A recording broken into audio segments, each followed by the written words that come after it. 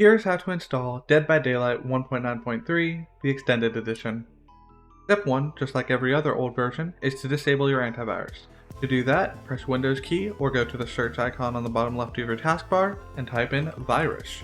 It should be the first one that pops up, Virus and Threat Protection Settings. Go to the middle of your screen and click on this blue Manage Settings, Real-Time Protection, and disable it. Click Yes on the pop-up that comes up. Step 2 is to join the Discord server for Dead by Daylight 1.9.3. Once you are in this Discord server, scroll down to find the channel DBD.Extended. These are the download links, and I prefer Kiwi. Once the site is loaded, click here to unlock and then download. You can immediately close this tab by doing Ctrl W, and then downloading this version. Once it is downloaded, find it in your downloads folder right here. Now we need to create a new directory for it. You can put it on your desktop, you can put it in your documents, you can put it anywhere that you will know where it's at. Once you have that designated area in mind, open the file with WinRAR or 7-zip, highlight all the files, and drag it to that folder. So I'm going to keep it in my downloads folder.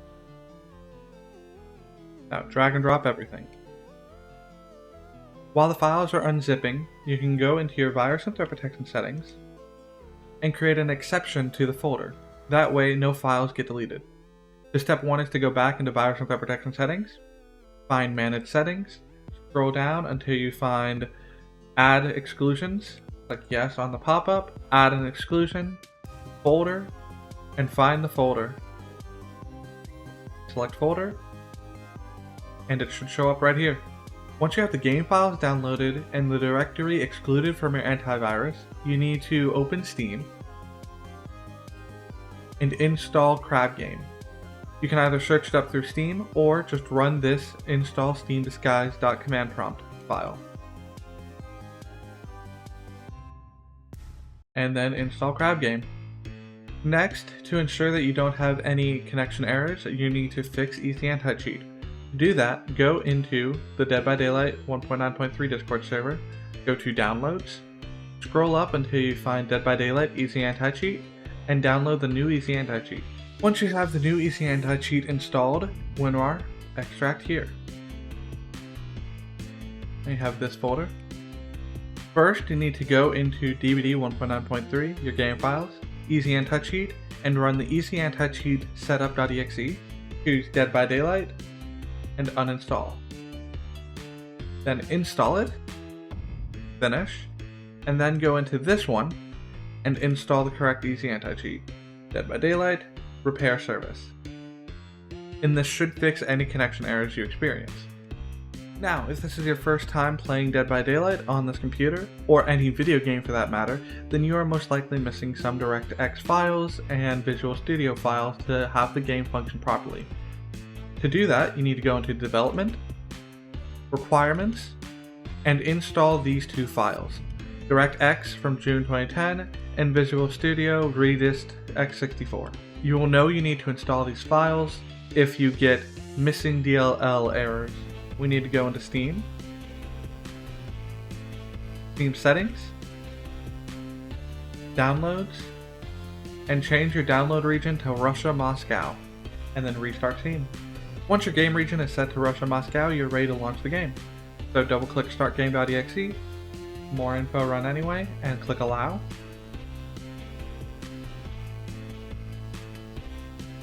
More info, run anyway. EC Anti-Cheat is not loaded. We need to relaunch the game. So close that command prompt and just do start game again. And now it is working. Allow access to the networks. Welcome to Dead by Daylight 1.9.3.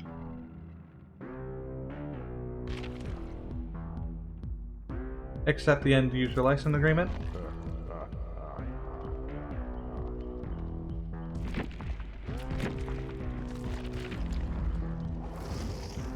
Now, you will notice that we have no blood points, we're level 1 meg, and we have no save file. To fix that, Alt F4 the game, and go into the Dead by Daylight 1.9.3 Discord server and scroll down until you find the save file. Bubba here, and download the save file.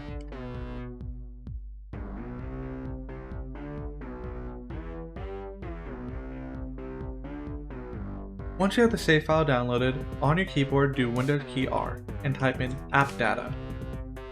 Go into roaming, stream API, 38.12.10, remote, profile saves, and you should only have one here. These are your IDs connected to your Steam account.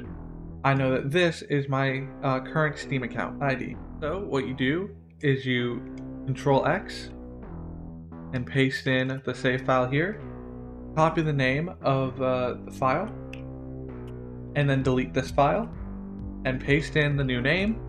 And now that you have your save file, there's one last thing to go over. Open the readme.txt file, and scroll down until you find this information. Highlight it all and copy it.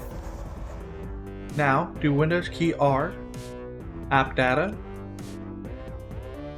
go into local, Dead by Daylight, saved, config, Windows no editor, and find Engine.ini. Right click it, go to properties, and make sure that read only is not checked. Then click apply and OK. And open it in text file. Once it's launched, it should look something like this. Scroll down, and at the very bottom of your document, paste in what you had copied. Now let's go over these settings. They are all explained in the README file. These are all of the available cheats that I will go over at the very end of this video. So make sure that game enabled cheating is set to true. Game debugging factor controls the amount of developer debug data, so you want that set to 0 so that you do not have anything extra on your screen that you do not need to see. Your game frame rate cap is basically your FPS, the max that you can get. Dead by Daylight is hard coded to have a max FPS of 120. Anything over that is probably not recommended. However, I decided to change it anyway. I have not experienced a difference in the slightest. All of these are explained in the README file if you are curious. However, there's a couple that I want to note. Gameplay modifier Eclipse. This will make your game very dark if you set it to true. Gameplay modifier Fair Palettes. If you set this to true, it will disable vacuum palettes, so it can be a more enjoyable experience in 1v1s. Gameplay modifier Footsteps. If you are playing on indoor maps like the game or Larry's Memorial, then you may want to set this to true, as it will basically give you built-in predator, and you will not have skill checks spawn on walls 30 feet away. However, on maps with a lot of grass, it will make it very difficult to see the scratch marks on the ground. Slasher and Camper Field of View will determine your FOV. If you would like to do 120 FOV for that great advantage in chases, go ahead. If you set it to 0, it will use the base in-game FOV, which I believe is 90. There's also a command called FOV space number that you can use with the console and modify it in-game. Finally, these settings are for the free cam. Movement multiplier and rotation multiplier are for your mouse. The multipliers for gamepad are for your controller. And then this is your speed when going up and down with the cam. Once you have the settings set how you like them, go back to Engine.ini, right click, properties, and enable read only, apply, and OK. And now you're ready to launch the game. As you load in, you will see that you have legacy and cosmetics on characters. Now that you have 1.9.3 working for you, what are the new special things about this version? Well, for one, we have a lot more customization options for different characters, all ported from 2.0.0 whenever the store was first released. We also have the alpha cosmetics from the alpha version of Dead by Daylight. They are not perfect. I tried my best. So other than new cosmetics, this version of 1.9.3 has more functionality, such as solo matches. To do that, go into Kill Your Friends. Choose whichever role you would like, Killer or Survivor. Set up your build however you'd like it. And then press Grave key to open your console, and type in the command DBD.IgnoreGameEndConditions space 1. And then do DBD_force start match. That will force start the match and ignore the game end conditions of you being alone as the only player. Now you're a solo survivor on a map alone by yourself. You can practice your moonwalks, or here's some fun commands to mess around with. You can do Shift Space S and go into free cam around the whole map. WASD to move the camera, Q to go down, and E to go up. And then if you want to go back into your player model, do Shift Space F again. The other cool command is, say you were playing with other players and you want to reset the map, the host of the Kill Your Friends needs to do Shift Space 1 and it will reset every single pallet on the map, even if it's destroyed. Yum yum yum. How many pallets does Billy want for breakfast? Oh, what? Huh? Oh, okay, you bastard. Another fun command is that if you're 1v1ing on this version and you want to heal yourself because you got down, do Shift Space 2 and it will fully heal you.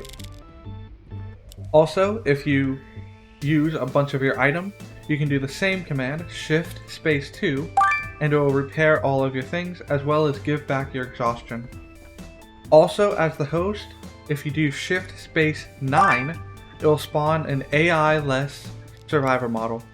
Basically, as Huntress, you can spawn them in for target practice. And the final command that's built in is Shift Space 3. This command will teleport you to a random player, whether that's the killer or the survivor. And so in 1v1s, you just teleport to the other player. If it ever doesn't work, that is because there's no valid point for you to spawn due to a wall or some such.